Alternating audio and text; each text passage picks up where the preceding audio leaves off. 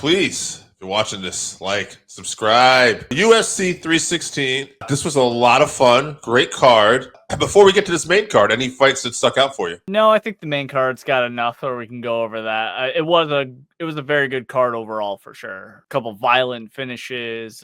This was more along the speeds of the UFC that I fell in love with, and that we should expect at this point. So hopefully we can get some more cards like this one. I agree. I mean, this was definitely, we said last week, this was a card that I thought was well booked in terms of the matchmaking, and I think that played out pretty well here. Although I would say, as we'll get into it, some surprises on the finishes. Like some fights that we predicted finishes, we didn't, and then some we did. So MMA, you never know what's going to happen. But yeah, I didn't do too great on picks this week, but let's see what we got here. Vincente Lucque versus Kevin Holland. I think you talked about it and you called it the quickness of Kevin Holland was a big difference here. And this is the Kevin Holland I like to see. I hope we see more of this guy. As you know, I always like to do this after the fights, like to play matchmaker. He kind of did. He wants to fight Colby Covington, in his opinion, the worst welterweight out there. I don't know if that's true, but I think at this point in their careers, it's a fun matchup, and I hope they book it. Yeah, I'd be down for that fight too. I didn't know what was next for Colby. This is something exciting. Holland talked about not wanting to fight the top level guys, kind of taking a shot at Colby, not wanting to do 5-round fights. So Colby hasn't done a 3-rounder in a while, I don't think so. But yeah, this fight, I didn't get this one right. I thought Holland was going to win, but I didn't think that he would have the advantage on the ground. And I thought, speed-wise, that Lucque would have the advantage on the feet. So I just got this one totally wrong. Holland did win, and, it did come down to his grappling, which he is at Trevor Luter black belt, and we talk about that a lot. It hasn't come into play so much because he's been up at middleweight where he's tall, but he's not strong enough. He's not thick enough for those guys, They're just too big for him. So down here at welterweight, his body's like the perfect physique. He's got really long limbs, and that grappling base. And he's creative on the feet with the long limbs too. So he clearly needs to stay at welterweight, which I think he plans on doing. So good for him. Lucque's still around. He's still got some fun fights left in him for sure too. Didn't get this one right either. No.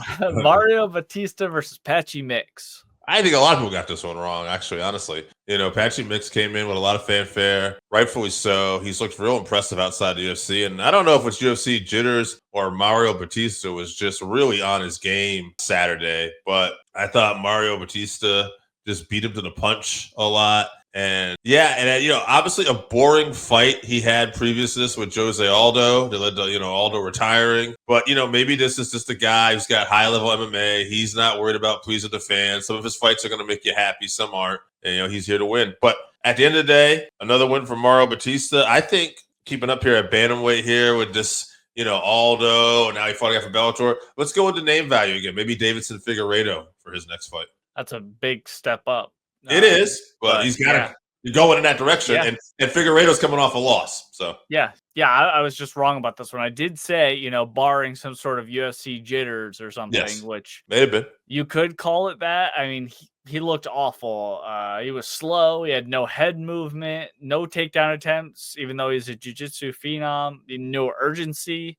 And the most concerning thing, no accountability after the fight.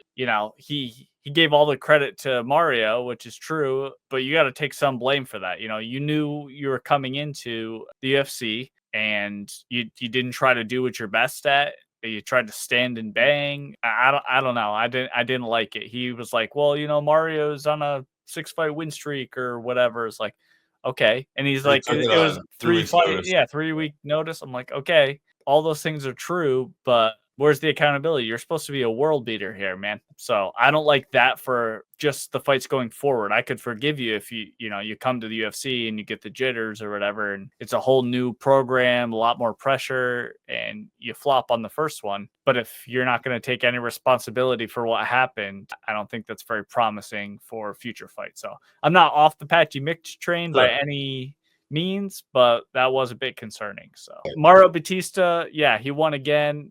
He's a guy I'm loving hating at this point. I think he's a villain, whether he wants to be or not. But keep winning, kid. Good job. Kelvin Gastelum versus Joe Pyfer. Yeah, so we got this right, but we didn't. We said Joe Pyfer was going to win. We thought he'd knock him out, and we looked like we understated it at first. Joe Pyfer cracked Kelvin like in the first couple seconds. He went down. I felt bad for Kelvin at this time. I was watching the come out, and they were referencing Kelvin's fight with Adesanya about to be in the UFC Hall of Fame. 33, and I thought, okay, he was an Ultimate Fighter winner. Like, this is probably his career highlights. But I'm like, I'm watching the fight, and then he gets cracked. I just feel for him.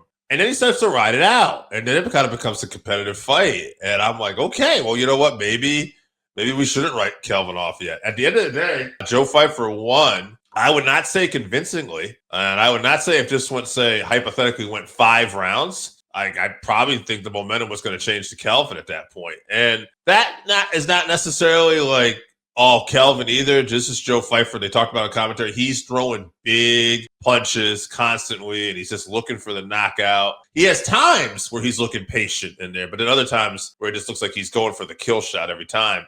And with a fighter like Kelvin, who has made a career out of surviving that, and I think that almost bit him in the ass. You could argue it should have. It was close. So, it is what it was. At the end of the day, Joe Pyfer got a victory, and these are the fights hopefully he'll learn from. I hope Kelvin can get back on the winning track still at this point in his career. As far as a fight for Joe Pyfer next, this is one we'll see. It's a big step up, but I just think the way they fight, Paulo Costa. Yeah, if Paulo Costa ever gets in the octagon, I just am never convinced that he's going to fight. But yeah, well, Paulo, he hasn't fought at middleweight in a while, right? He's kind of stuck. He's still ranked in there, so that's why I'm saying. All right, so yeah, I never know what's going on with him. That'd be super fun for sure. I agree with your view of the Gastelum Pyfer fight 100%.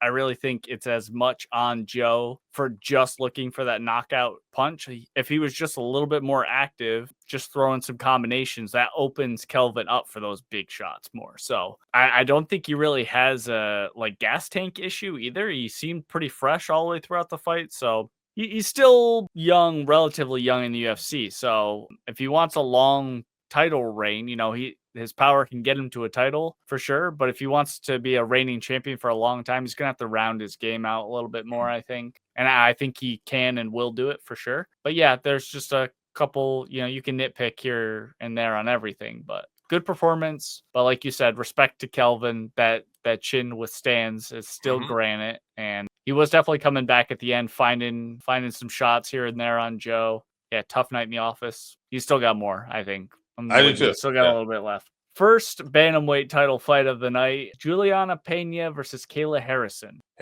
We kind of called this one. I'll say this: she just looked strong. And Pena, I felt like her style just played right into Kayla Harrison perfectly. Yeah, I mean, there's not really much to say. Submission win for Harrison. She's the new champ. And I thought that exactly what you would want. Your most impressive performance in the UFC was when you fought for the championship. And after a time where she sucked a lot of weight, and by all accounts had a really horrible weight cut too. So, good on Kayla Harrison getting the job done. She's got the Amanda Nunes fight. That's the fight to make. That's the fight they're obviously going to make. Good on Kayla Harrison and making history. Yeah, round 2, Kimura. When's the last time we saw Kimura finish? I feel like that was we saw those all the time back in the day, and then it kind of became like a meathead submission, and people figured out how to get away from it or avoid it. But once a 2-time gold medalist judoka locks that onto you, it was a quick tap from Pena. So yeah, it was. She didn't really have much for Kayla, unfortunately. Kayla's just too strong, too powerful. Like you said, obviously Amanda is next. We know she's the greatest of all time.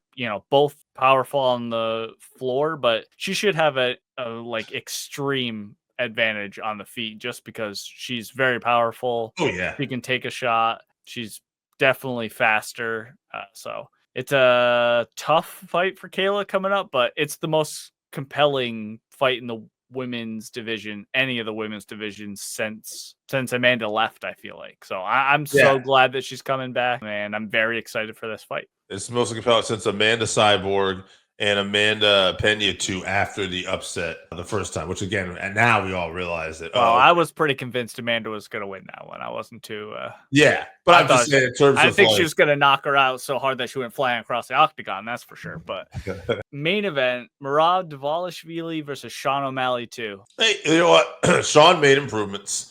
I know everybody's going to talk about it went worse than it did the first time, but I think that was part of him taking more chances this time, which, I was saying last week, I think that would happen. I think he probably worked hard on trying to improve his takedown defense. There was moments where he kept, he got out of the takedowns. He was able to stand. He was able to avoid a few. But Merab is just such a machine, like his nickname says, right? He's just such a machine. And at the end of the day, when you open up on a guy like Merab, you open yourself up to taking risks. You open yourself to taking chances. You're going to get taken down. And then that's what happened. And he's a champion. And he kind of reminds me of Mighty Mouse in some ways, Merab, in the sense that, like he gets this reputation of he's just going to have decision wins. But then he's so good that when you least expect it, he's going to submit you, right? That's his first submission win. And, I think you may even see a knockout here on Merab eventually too. But next, I got to believe is Corey Sandhagen. Corey Sandhagen, I love Corey Sandhagen. He's definitely probably one of the more complete fighters in MMA. We shall see, because when Corey's fought some of these guys at this level, he hasn't been able to get it done. And Merab is that level plus. So, Right. But it'll be interesting. But yeah, great night from Merab. What was most apparent to me during the fight, which I thought about this as the fight was happening because I noticed it in the Nurmagomedov fight, is Merab's footwork and striking has gotten much better. Yes. So that paired with the threat of his takedowns, which are endless and coming all the time, plus his ultimate weapon, his cardio, it makes him a top 3 bantamweight of all time. I think, I think so. The broadcast team was talking about it. I see him, top 3 for sure. So yeah, I mean, I was thinking about this top 4 bantamweights of all time. Like Merab, obviously we'll say one. Cruz. Yeah, and Dillashaw. I got Dillashaw, and then I don't know, like the fourth one. I mean, he wasn't really and around enough. In his day was, Yeah, I would say he wasn't around enough, but you could almost say Cejudo because of his, all the championships. Because you have a lot of great bantamweights, but in terms of like championship runs, it's really a 3-person race. I feel like it's Cruz, Dillashaw, and now Merab. Yeah. So, and like you said, if he can start adding in those finishes to his game too, he could be a real star for the UFC because he's such a fun guy and really nice. He is one of the most charismatic people that have a belt in the UFC. And, even if you want to call it a call out, his accepting of Corey being the next guy, telling him how he loves all his new content, how he thinks he's really funny. And they were talking in the back about, how they're both great and everything. So just a very likable guy who with just all the confidence because he has all the skills. So all skills. I'm happy for him. So Sean O'Malley talked about how, he changed his whole lifestyle basically coming into this fight. And he stayed after to do the post-fight interview or whatever with Rogan. And he looked very, very defeated. Yeah. Like just lost. Like he didn't know what he was going to do. So he was respectful to Merab, obviously. He called him a motherfucker in every great sense of the word. So I'm not sure what's next for Sean. I could see him retiring if he doesn't want to do it. I feel like he's kind of set up okay. I don't know if he wants to go back in the queue, but there's a lot of guys that he missed on the way up that would like a shot at him, I'm sure. I'd like to see him try his luck at featherweight. I don't know if he's big enough for it, but I definitely like to see him experiment. I feel like his frame, like he has a good frame. Yeah. He just needs to pack muscle on for sure. Now, Merab, I want to ask you about this question too, because obviously he's a smaller guy. But if you just skip over the line and you did Merab and Volkanovski, like what a fight that would be. Short kings. Yeah, that'd be a tough fight. I do think Volkanovski is just too strong for Merab, but could Merab wear him down? Yeah. That'd be fun, but I don't think we're going to see it. I don't think Merab's really looking to go up there, but he's looking to dominate bantamweight right now, be the greatest bantamweight. Yeah. Great card. Yeah. Great card. Made you feel good to be an MMA fan. I enjoyed it. All right, guys. Thanks for tuning in. Don't forget, like and subscribe.